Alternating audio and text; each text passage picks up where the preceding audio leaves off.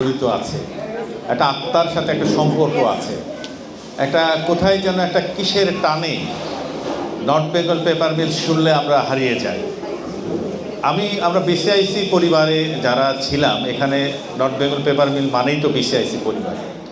BCIC পরিবারের আরও অনেক প্রতিষ্ঠান ছিল, কিন্তু আমি দেখেছি যারা পাকশিতে থেকেছে তাদের যে টান, তাদের যে আন্তরিকতা, তাদের যে বন্ধন, এটা কিন্তু ভোলার না। এটা সবাই বলে, কম্পেয়ার করে যে আমরা অমুক জায়গায় ছিলাম, ছাতকে ছিলাম, নিউজ প্রিন্টে ছিলাম, সিসিসিতে ছিলাম, চন্দ্রকোনাতে ছিলাম, কিন্তু আসলে এটা আলাদা রকম একটা টান সবাই ফিল করি।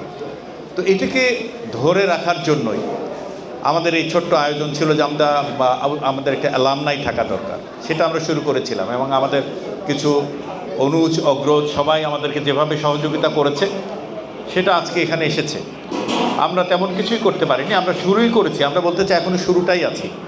50-52 বছর একটা স্কুলের জন্য আসলে কিছুই না, একেবারে কিছুই না।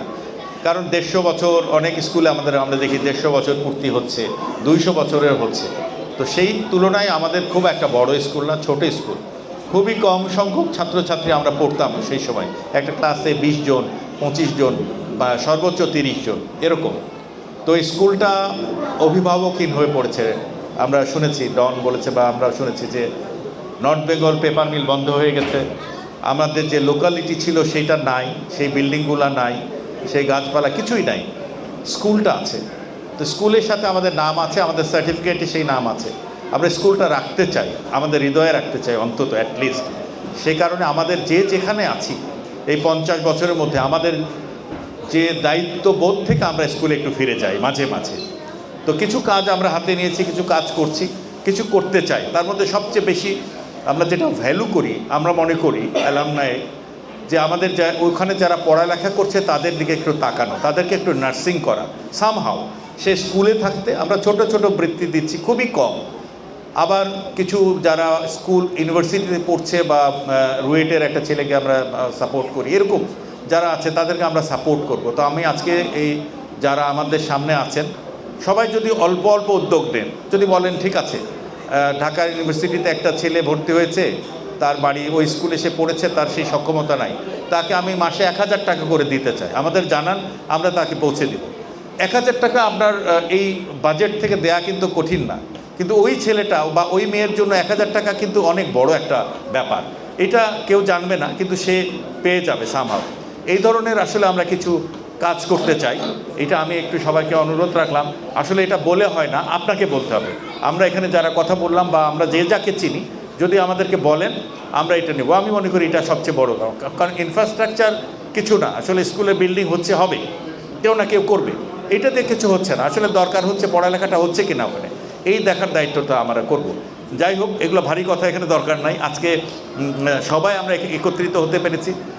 একটু দূরে হয়েছে জলসিঁড়িটা, তবে আপনারা সবাই কষ্ট করে এসেছেন এখানে।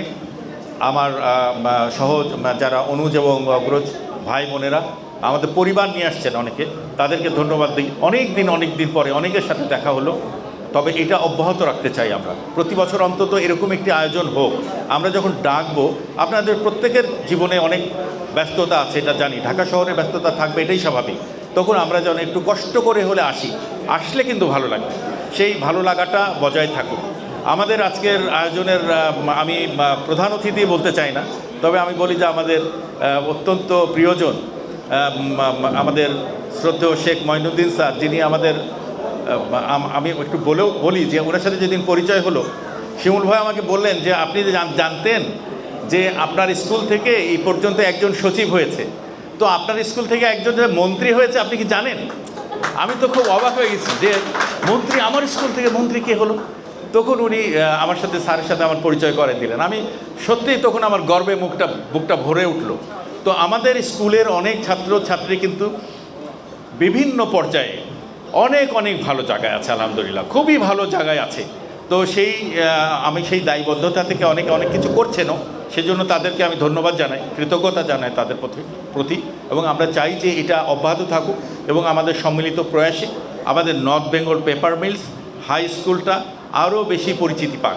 তো আমি সবার জন্য শুভকামনা।